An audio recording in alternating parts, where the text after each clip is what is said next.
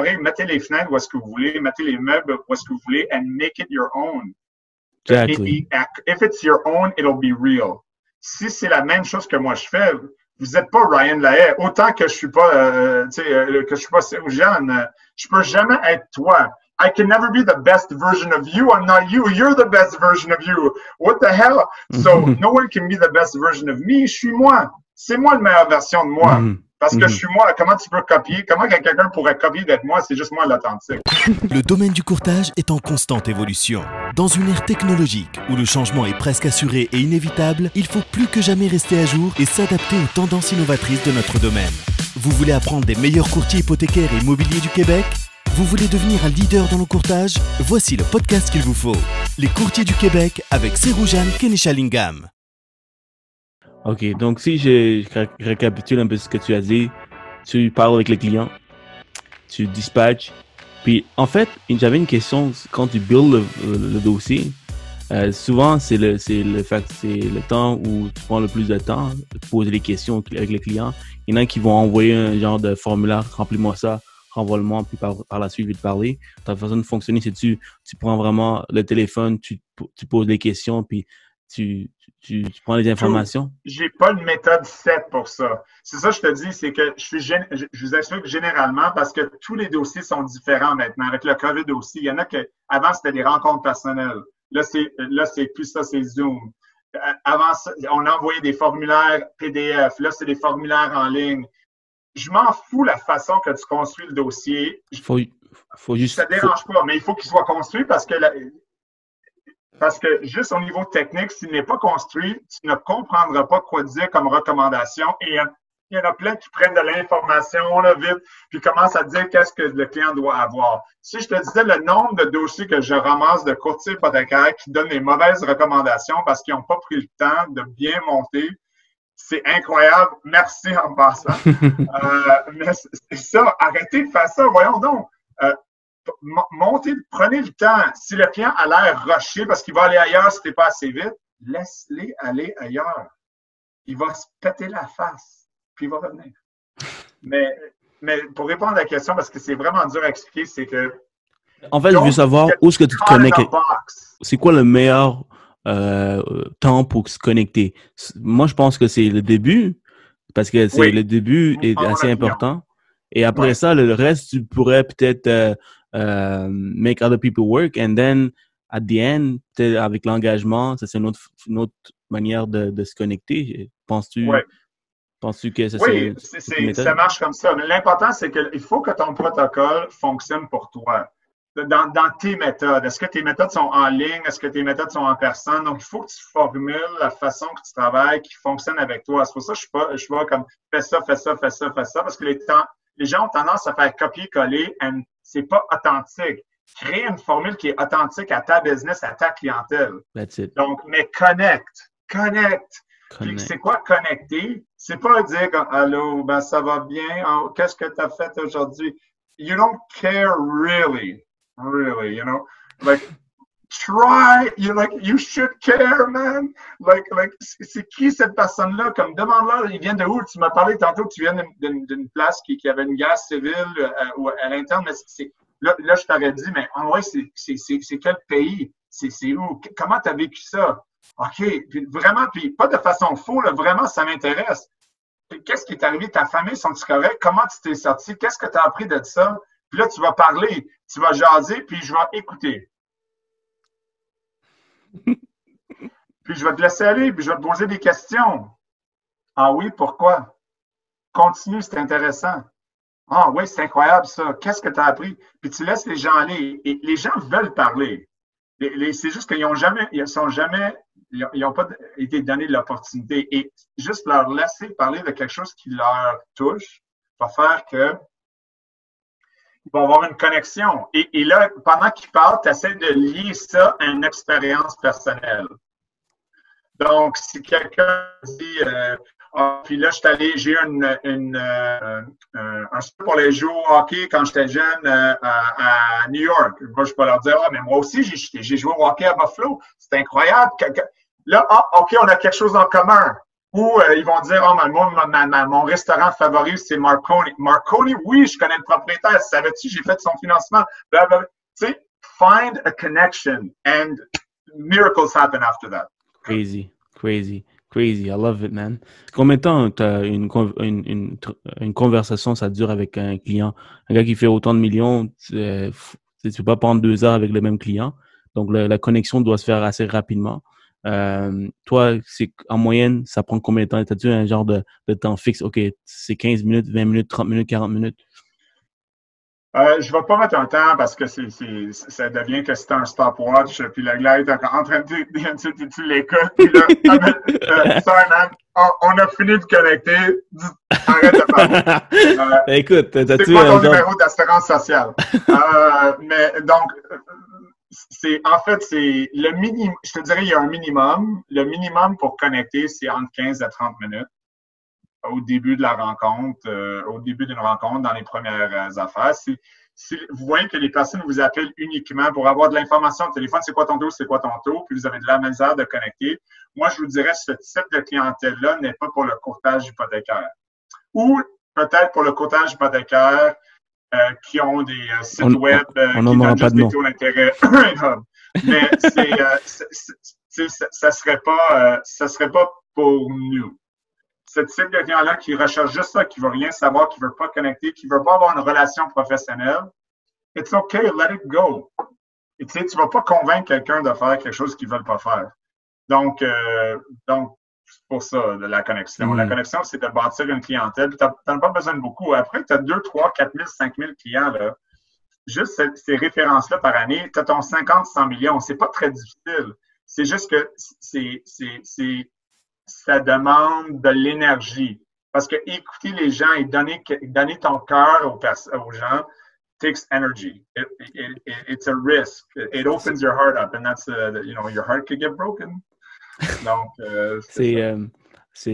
faut avoir la passion. Moi, je fais du financement privé. C'est des gens qui vivent une situation difficile. Alors, il faut se connecter. La personne est en train de perdre sa maison. Faut trouver une solution. Faut comprendre leur situation. Puis, souvent, ces gens-là, ils se font souvent manipuler. C'est du monde fragile. C'est un autre monde. Mais effectivement, je suis capable de comprendre. C'est effectivement, faut être passionné. Faut comprendre la personne. Faut care pour la personne. Ceux qui font du B comprennent ce que je dis beaucoup plus. Les gens, toi, Jennifer Berger qui fait du B aussi, il y a Eric. Les gens qui font du B comprennent ça. Pourquoi? Parce que tu ne peux pas parler du taux d'intérêt dans le B ou dans les subprimes ou dans le prêt privé. Tu dois parler d'une solution, une porte de sortie. Tout compris, solution. Une façon, un chemin où est-ce qu'on va t'amener de ici à là et ça va être meilleur pour toi et je vais être là pour toi et je suis là pour toi and trust me. Tu peux faire la même chose dans le A, dans les prêts A. C'est la même affaire. C'est juste que c'est beaucoup plus deep là, en termes d'analyse financière parce qu'ils n'ont pas de problème on the surface. Yeah, mais tout le monde a des problèmes. Exactement. T'as vraiment bien phrasé ça, exactement. Tu peux faire la même chose, mais c'est différent. Et c'est excellent. Dis-moi, Ryan, tantôt tu m'as dit 4 000, 5 000, 10 000 clients. C'est beaucoup. T'as une grosse base de données avec 15 ans d'expérience. Et l'erreur que les courtiers font, c'est de ne pas concentrer à aller chercher cette base de données puis commencer à bâtir cette base de données.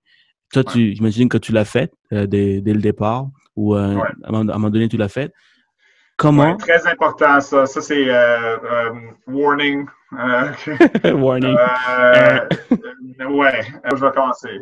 Donc, c'est ça. S'il y a une affaire qui est importante là, dans cette entrevue-là de se rappeler, là, c'est d'avoir une gestion active de votre clientèle. Donc, qu'est-ce que je veux dire par gestion active? Parce que c'est pas ce que les gens pensent que c'est, OK? Gestion active, ça veut dire que tu veux avoir des points de contact continuels avec tes clients.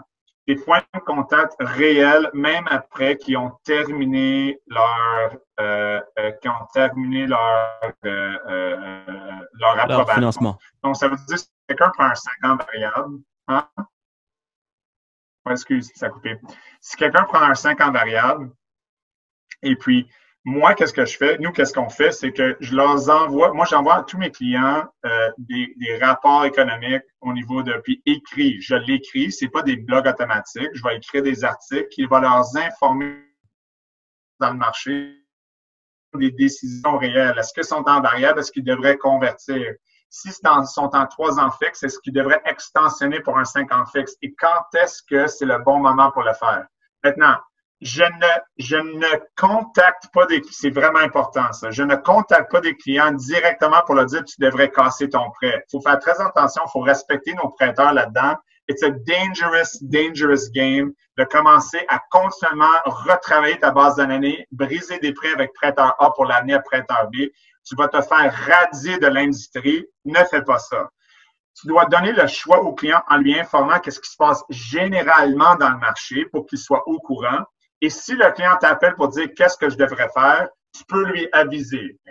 À ce moment-là, c'est un middle ground que les prêteurs vont, en mon opinion, accepter. Parce que tu dois faire le travail de conseiller, mais tu peux pas faire le travail de vendeur là, sans respect à tes partenaires qui va draguer 100 clients de First National pour amener 100 clients à TD parce que TD a un promo, puis tu viens juste d'envoyer 100 clients à First National l'année passée. C'est un manque de respect, en mon opinion.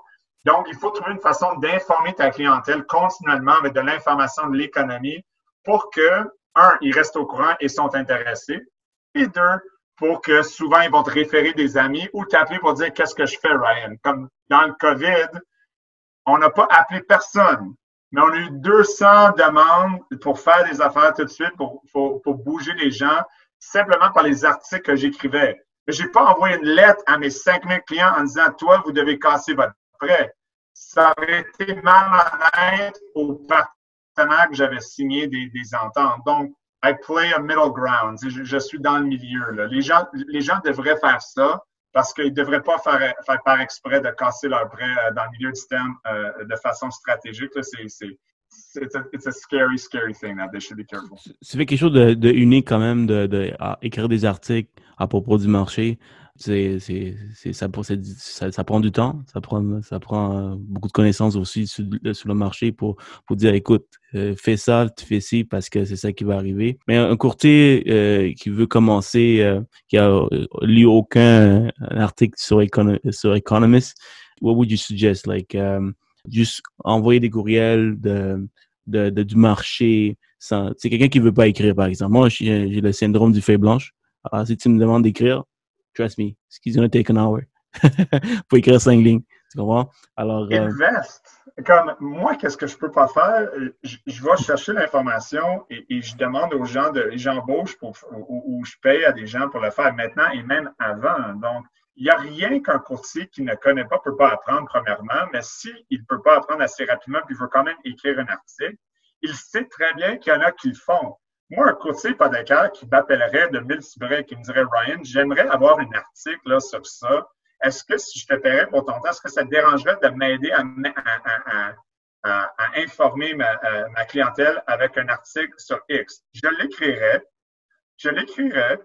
C'est sûr que tu n'aurais pas le droit de mettre ton nom en dessous de mon nom. Mon nom serait là. Ça ne dirait pas Planiprêt, mais ça serait juste dire écrivain Ryan Lahaye. Puis il pourrait envoyer ça à ses clients, puis dire à ses clients, appelle-moi si vous voulez faire quelque chose. Moi, ça me ferait plaisir.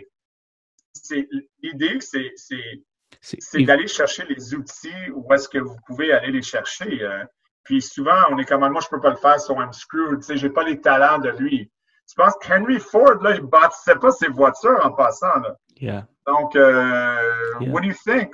Si toi, tu peux pas le faire, trouve quelqu'un qui peut le faire, paye-le, investis dans ta business, sors-toi une marge de crédit comme moi. Là, j'étais 40 000 dans le trou quand j'ai commencé ma première année. Puis, invest in yourself. Otherwise, stop whining. Exactly. Donc, va sur Fiverr, engage un de mes cousins en Inde ou au Sri Lanka, puis écris l'article. Il y a un courtier hypothécaire dans l'Ouest canadien et je te jure, il est un immense courtier hypothécaire. Tous ses adjointes et ses centres de souscription au complet sont au Maroc. C'est weird. Oh, wow. Au complet, il parle français, il paye un quart du prix, il a 5 adjoints, le gars, il roule à 400 millions. C'est T'es pas incroyable. sérieux. Mais ça marche. Whatever works, man. Create your own future. Amazing, man. Wow. C'est quoi son nom? Ça, Ouais, c'est off the record. Off the record. Je vais ouais, off the record. Ouais, c'est ça. Je pense pas qu'il l'apprécierait, non. Mais ceux qui le connaissent, ils savent qui c'est. C'est sûr que vous allez savoir c'est qui. Là. Wow, that's crazy, man, crazy. Ok, bon, man, Brian, encore une fois, merci. Beaucoup d'informations. Brian, dis-moi, si on prend le processus d'une transaction et tu décortiques étape par étape pour qu'un courtier hypothécaire qui nous écoute et apprend le maximum de cette conversation, peux-tu me décortiquer un peu de l'appel téléphonique jusqu'au notaire?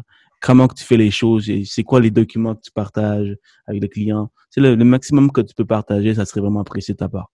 Oui.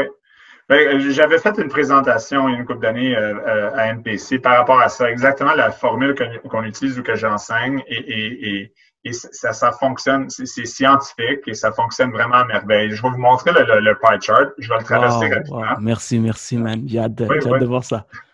Donc, ça devrait apparaître. Voilà, vous voyez un peu. OK. Donc, Ryan, je pense que je vais vendre ce podcast. Je vais le vendre. C'est correct. Si ça aide l'industrie, c'est parfait. Man, you're amazing. Merci beaucoup. Current slide. There we go. OK. Bon, en fait, ça, c'est les 7 étapes qu'on utilise. En fait, je l'utilise pour sortir le client ou pas sortir, mais de démontrer au client la valeur ajoutée qu'on fait, mais aussi d'éviter en tout prix de devoir pricer ou couper sur les taux d'intérêt parce qu'on ne fait pas ça le plus possible à cause qu'on ne voit pas la valeur ajoutée à couper nos services. Donc, qu'est-ce que je fais? C'est cette étape-là. Donc, comme je disais tantôt, c'est établir une relation avec le client. Donc, j'avais parlé de ça tantôt, vraiment important. Donc, ça, c'est l'étape 1. Établir la relation du client, si tu veux. Voilà, étape 1. Attends, mais ça, c'est une présentation que tu présentes à tes clients, comme tu partages cet écran? Non, ça, c'est la présentation que je donne à mes courtiers. C'est qu'est-ce que je fais avec mes clients. Mais ce n'est pas qu'est-ce que je fais, c'est qu'est-ce que je fais avec les clients, mais qu'est-ce que j'explique avec des courtiers. Lorsque je donne l'enseignement aux courtiers, c'est ça que j'utilise. Donc, établir la relation avec le client, la connexion qu'on parlait tantôt, prendre le temps de vraiment connecter, d'écouter ton client, de trouver quelque chose que vous avez en commun et de plonger là-dedans. Donc, vraiment, une expérience personnelle. Le truc, là, c'est de faire ça pour un minimum de 15 minutes, pas avant. Donc, prenez le temps de vraiment jaser sur tout et rien et d'apprendre votre client. Après ça, après ou avant, monter le dossier, comme je disais tantôt, il faut juste monter le dossier. Quand le dossier est monté, et seulement après que le dossier est montré au complet et que vous avez toute la documentation, erreur fondamentale dans l'industrie, vous essayez de donner des recommandations trop rapidement, vous ne voulez pas déplaire le client, donc vous commencez à lui donner des affaires, puis finalement, il vous envoie des documents, puis là, oh non, c'est pas ça exactement, donc vous retournez, là, le client n'est pas content parce que là, finalement, l'histoire change. Ouais, mais c'est parce que j'avais pas tous les documents. Ouais, mais pourquoi que tu m'as donné des conseils d'abord, mais c'est parce que tu voulais que je te réponde. Écoute, c'est pas au client de gérer votre profession, c'est à vous de gérer votre profession. Donc, gérez votre profession lorsque vous avez tous les documents. Mon fiscaliste, lui, là, mon comptable, lui, il me donne pas ses recommandations pour mes compagnies avant qu'il y ait mes documents. S'il ferait ça, j'aurais très peur. Donc, c'est la même chose pour nous. Vous pouvez lui dire, voyons donc, monsieur le client, comment? Ouais, mais quelqu'un de planiprêt, quelqu'un de multiprêt ou quelqu'un d'hypothécaire m'a déjà dit qu'il pourrait faire ça. Ah oui, il a dit ça sans les documents, mais écoutez, monsieur, il est bien plus intelligent que moi. Et vous devrez aller là, mais je vous recommande fortement que ça, c'est une erreur fondamentale de notre industrie. Donc, commencez avec ça. Après, ça, c'est lecture de l'économiste, lecture des livres, lire la politique monétaire de la Banque du Canada, apprendre sur les mécanismes, aller à des conférences internationales sur l'économie, apprendre. Ça, c'est la partie valoriser l'éducation des clients. Ça veut dire que vous voulez parler de l'économie, vous voulez parler des prévisions de taux, des options hypothécaires, des stratégies d'investissement, la manœuvre Smith, c'est quoi ça? La mise à part de l'argent, c'est quoi ça? Vous voulez faire une éducation générale de tout ce qui est possible dans le marché et avec l'hypothèque, avec votre client pour montrer que Holy crap, cette personne-là est tellement intéressante, il sait beaucoup de choses que personne d'autre sait, je veux faire affaire avec lui. C'est ça l'idée de ça. Ton éducation démontre que tu te sors de l'ordinaire, tu sors de la boîte de la plupart des autres courtiers ou des banquiers. Après ça, l'étape numéro, c'est discuter des taux d'intérêt stratégiquement. Discuter des taux d'intérêt, c'est pas dire que la Banque Royale ou la Banque TD ou la Banque CBC ou Banque nationale offre 2,34. C'est de simplement parler qu'est-ce qui existe en ce moment, les écarts. Un 5 ans fixe va être entre 2,29 à 2,69. Un 4 ans fixe va être entre ça et ça. Un 5 ans variable va être entre ça et ça. Vous donnez les spreads juste pour qu'ils soient au courant que vous avez le plus bas jusqu'au plus haut, vous avez pas mal tous les produits qui existent. Je n'ai pas dit que vous avez tous les banques qui existent. J'ai dit que vous avez tous les produits qui existent. Il y a une différence. Donc, souvent, les clients vont dire, quand je vais dire j'ai tous les produits hypothécaires qui existent, quelqu'un va dire, ouais, mais tu n'as pas la Banque Royale. J'ai pas dit que j'avais tous les banques. J'ai dit que j'avais tous les produits. Donc, j'ai 5 ans fixe, oui. J'ai 4 ans fixe, oui. J'ai 3 ans, 2 ans, 1 an, oui. J'ai 5 ans variable, 3 ans variable, Marge de crédit hypothécaire, Donc, j'ai tous les produits. J'ai pas dit que j'ai toutes les nuances de tous les produits. Donc, tu sais, il y a un aspect vente là-dedans et langage que vous voulez être honnête, mais en même temps, vous voulez vous positionner de façon intelligente. Puis, finalement, ben, l'engagement moral qui est la plus importante. Lorsque vous allez donner les écarts de taux, lorsque vous avez bâti votre connexion, vous avez monté le dossier, vous avez valorisé comment vous êtes plus intelligent, plus passionné, plus informé que la vaste majorité du marché. Vous regardez votre client directement dans les yeux comme ça et vous lui dites très simplement, dans des mots très simples, la phrase suivante. Monsieur le client. Donc, vous voyez en ce moment que ça va bien, la rencontre va bien aller, on se connecte bien. Vous voyez tout le service qu'on peut offrir au niveau de tout ce qui est les stratégies, les conditions à l'intérieur de votre prêt, vos besoins personnels. Vous voyez que j'ai tous les produits hypothécaires disponibles sur le marché. On a parlé de tous les écarts de taux. Maintenant, pour moi, le plus important pour moi en ce moment, c'est qu'on a une connexion ensemble et qu'on complète le dossier ensemble. Qu'en ce moment, la seule chose que je vous demande, je vous demande rien d'autre. Il n'y a pas de frais pour mes services. Je vous demande d'avoir un engagement moral qu'à partir de maintenant, vous travaillez avec moi et uniquement avec moi jusqu'à la fin du dossier. Est-ce que vous avez oui. cet engagement-là? Et là, vous restez là, vous ne dites rien. Et vous attendez. Puis s'il dit non, je ne suis pas prêt, dit aucun problème. Prenez le temps, allez voir 2, 3 autres banques, allez voir un courtier, puis quand vous serez prêt, revenez-moi. Puis il va faire ça, puis peut-être il va revenir, peut-être pas. Et puis, la plupart vont dire oui tout de suite. Puis s'ils ne reviennent pas, it's OK. Parce que votre but, c'est d'être tout pour quelques personnes et pas un petit peu pour tout le monde. Vous n'êtes pas transactionnel, vous êtes relationnel. Et si vous bâtissez un dossier sur 3, 4, 5, 10 ans comme ça, vous allez avoir 1000, 2000, 3000 familles qui sont uniquement engagées envers vos services, engagées à travailler uniquement avec vous et des ambassadeurs pour votre entreprise qui vont continuer à vous référer sans arrêt parce qu'ils croient en qu'est-ce que vous faites et votre produit. Votre produit est en vous. That's the idea. Amazing, man. Amazing. Okay. In a brief resume, which is a 2-hour presentation, you just got it off the cuff. Wow. T'es très méthodique, hein. T'es dans un script, puis tu fais la même chose avec tous tes clients, et c'est un script qui fonctionne, puis tu sors pas de ce script pour parler de n'importe quoi et ça, puis c'est parce que tu utilises ce script parce que ça fonctionne. Tu vois? Ça fonctionne pour moi. Ça fonctionne pour toi. L'idée, c'est de créer en utilisant, moi, je donne le blueprint.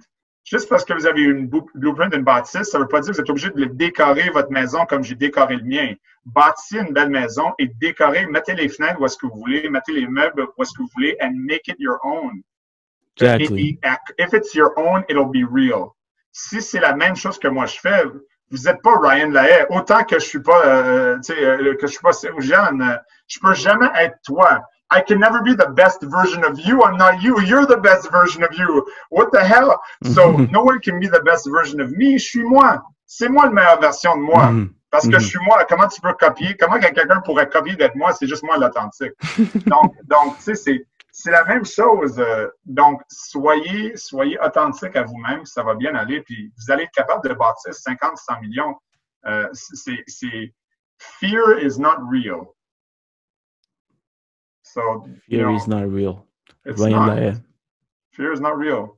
It's not real. Danger is real. Danger is real. Fear is not real. Amazing. Merci. Passons aux prochaines questions. J'ai rien à ajouter. Honnêtement, je comprends parfaitement ce que tu veux dire. Puis j'espère que les gens qui nous écoutent comprennent aussi. Puis j'applique un peu ce que Ryan nous partage aujourd'hui avec nous. Merci Ryan. Let us pray. Exclusivité. Habituellement, il fait ça avec son équipe, avec son monde, puis il partage avec nous à quel point il est généreux. Ryan, merci. 3 conseils. Tu devais donner 3 conseils à un nouveau courtier hypothécaire ou un courtier qui pratique déjà le domaine.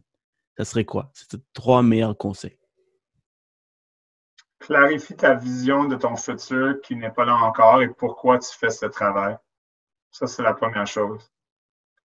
Tu devrais avoir une réponse très claire sur la raison pourquoi tu travailles des nuits et des soirs, pourquoi tu manques du temps avec la famille, pourquoi tu ne vas pas en vacances. Tu devrais avoir une réponse et une vision très claire pour répondre au moment que ça ne te tente pas. Pas parce que ça devrait te tenter, pas parce que tu veux le faire, mais parce que ça vaut la peine. Parce que la définition de la vision que tu vises en travaillant fort et en faisant le travail que tu fais vaut le sacrifice de tout ce que tu es en train de faire au niveau de ta corporation, ton entreprise, tes collègues, parce que tu as une vision que tu as clairement définie, que tu t'en vas là. Cette vision-là vaut le sacrifice. Ça, c'est la première chose. Ça, c'est la passion. Ça, c'est qu'est-ce qui va driver ta passion. Si ça n'existe pas, c'est inutile. Tout le reste est inutile. Donc, ça, c'est le premier conseil. Le deuxième, c'est tu ne dois jamais arrêter. Il n'y a pas de fin. Accepte qu'il n'y a pas de fin. Dans le sens que quand ce dossier-là va se terminer, il y en aura un autre. On est toujours en train d'essayer de terminer. Terminer quoi? Comme si tu pouvais gagner quelque chose. Là, à la fin, il y avait un fin. As if life ended, dans le sens que, comme à la fin de ta vie, quand tu vas mourir, tu vas avoir gagné vie. Personne n'a un trophée pour avoir gagné le projet vie. Là, c'est pas possible de gagner ça. Donc, autant que tu peux avoir d'avoir le meilleur mariage, d'autres choses comme ça, c'est d'accepter qu'il n'y a pas de fin. Donc, s'il n'y a pas de fin, mais les choses que tu fais à chaque jour, tu dois être dans le moment. Donc, soyez dans le moment. Ça a l'air tellement, c'est comme 3 conseils. Les gens, c'est vraiment, God, je pensais qu'il allait me dire comme, envoie mes dossiers chez MCAP. Non. Et le plus important, et ça, c'est qu'il n'y a pas de fin, éducation. L'autre, c'est éducation. Travaille sur toi. Puis je vais finir avec une histoire vraiment, puis on pourra terminer là-dessus. C'est une recherche qui a été faite par Stanford aux États-Unis. Puis Stanford voulait déterminer avec qu'est-ce qui était la meilleure stratégie dans la vie. C'est bizarre comme étude. Qu'est-ce qui serait la meilleure stratégie pour n'importe quoi que tu fais dans la vie? Il voulait simuler quelque chose qui ferait que, ça, c'est la façon d'agir dans n'importe quelle circonstance, puis tu auras les meilleurs résultats. Donc, c'était quoi? Comment ils ont fait cette étude-là? Ils ont pris un ordinateur, puis ils ont simulé des millions de fois 2 personnes identiques, OK, avec différentes stratégies, mais identiques dans le sens que 2 personnes de 20 ans qui étaient en santé, 2 personnes de 20 ans qui ne sont pas en santé, 2 personnes de 60 ans, tu sais, des millions de combinaisons de 2 personnes exactes qui faisaient différentes choses pour voir qu'est-ce qui serait la meilleure stratégie. Et le test, c'était dans un ordinateur, ces 2 personnes-là, il fallait qu'ils marchent et qu'ils traversent le continental United States. Donc, ça veut dire qu'il fallait qu'ils partent de, mettons, New York, qu'ils marchent à Los Angeles, puis qu'ils reviennent en marchant. Pas réellement, mais au niveau ordinateur. Très intéressant. Toujours les 2 mêmes personnes. Puis là, ils testaient toutes les différentes stratégies qui arriveraient en premier. Et la réponse, après des centaines de millions de tests là, avec l'ordinateur, la réponse, ils l'ont appelé The 20-Mile March, qui est super intéressant. Le 20-Mile March, là, la stratégie, c'est que peu importe la journée, qu'il fait beau dehors, qu'il pleut, qu'il gèle, que tu es fatigué, peu importe la journée, tu fais 20 000. 20 000. En anglais, c'est 20 km, mais 20 000, 20 miles. Peu importe la journée. Donc, l'étude était intéressante. Donc, le point de mon histoire, c'est que en appliquant ça à votre vie, à votre travail, dans tous les aspects, vous allez avoir du succès si vous appliquez cette stratégie-là qui est le 20-Mile March. Essentiellement, en éducation, je pose toujours la question à mes courtiers, à tout le monde, what's your 20-Mile March? Mais moi, je lis 10 minutes à chaque jour sur l'Économiste ou sur un article. Excellent. 10 minutes à chaque jour. 10 minutes, c'est ton 20-Mile March. Donc, à chaque jour, c'est 10 minutes. 10 minutes, pas 15, pas 30, pas 60, 10. Mais 10 every day. Do that. Ta santé, tu veux t'entraîner. C'est 30 minutes par jour, c'est ton 20-Mile March. 30 minutes par jour. En courtage hypothécaire, c'est la même chose. Tu devrais te poser la question surtout, what is your 20-mile march? What is it? What is it en prospection? What is it en téléphone? What is it en tout? C'est quoi? Et tu te tiens à ça comme un robot. Et tu vas jamais manquer de ta cible. It is impossible. It's a mathematical certainty. Si tu fais 1% par jour, tu avances de 1%. Dans une année, tu es à 365%. Alors, c'est ça. Like, you do a little bit every day. Et à un moment donné, c'est un compound. Ça va multiplier, oui. ça va additionner. Donc, c'est ça. Les gens se tapent. Les êtres humains font pas ça naturellement. On a tendance à commencer à la nouvelle année. Hein? On va être en forme. Oh yeah! Donc, on s'en va tout au gym 7 fois par semaine pour 4 semaines. Après ça, il n'y a pas un chat qui est capable de marcher. Des quits. Donc là, tout le monde est fat encore le 31 décembre, puis on recommence l'année prochaine. 20-mile march, man. 10 minutes par jour. Commence avec ça. 20-mile march. Excellent. Et pour finir, Brian, je pense que habituellement, je pose plusieurs questions sur c'est quoi ton meilleur livre ou whatever. Mais je pense que ton meilleur livre, ça serait, tu me as recommandé plein de livres. À moins que tu veux nous recommander un autre livre que tu recommandes à tout le monde, qui est vraiment intéressant. Et l'avant-dernière question, c'est what is your best quote in life? You know, une citation, ça dit beaucoup dans une phrase. Et souvent, ça définit un peu comment tu vis la vie. Donc, y a-t-il un quote et un livre que tu nous recommandes? Je n'ai pas un livre favori, c'est sûr, ça change continuellement. En ce moment, écoute, j'ai des biographies que j'aime. S'il y avait un livre en ce moment que je trouve qui est pertinent pour les temps qu'on vit, ce serait en anglais The 9 Lies We Tell Ourselves at Work. C'est par un ancien qui a travaillé pour Gallup. Il a fait des recherches au niveau aux États-Unis. C'est The 9 Lies, comme les 9 menteries. The 9 Lies We Tell Ourselves at Work. C'est 9 principes qu'on croit fondamentalement en étant vrais, qui sont complètement faux dans nos modes de travail, dans la façon qu'on interagit entre nous autres. Donc, ça, c'est quand même bien. Ça, c'est le livre en ce moment que je te dirais serait peut-être le plus pertinent. Quote, if not us, who? If not now, when? Si c'est pas aujourd'hui, c'est quand? Si c'est pas aujourd'hui, c'est quand, Ryan? Bon, exactly. C'est une question. Si c'est pas nous, qui? Si c'est pas moi, qui? Si c'est pas maintenant, quand? Excellent. Poser la question et de le répondre. En fait, c'est toujours maintenant et c'est toujours juste toi. Donc, prenez le choix à chaque jour de juste sauter. Merci beaucoup, Ryan. C'est wow. Mille merci.